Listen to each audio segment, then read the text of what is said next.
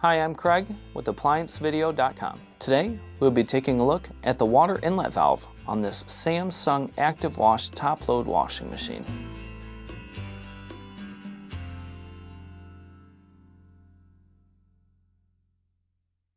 Stop. Before beginning any repair, always be sure to disconnect the power to the appliance.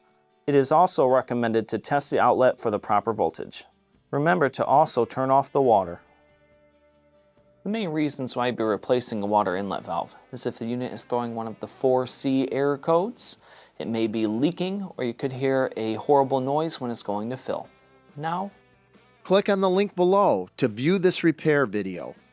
ApplianceVideo.com guides you step by step, giving you the confidence to avoid recalls and callbacks, also saving time on repairs.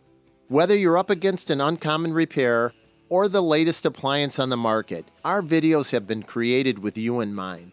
Our growing library of videos have been produced using our factory-certified technicians who have extensive infield experience over the past 30 years.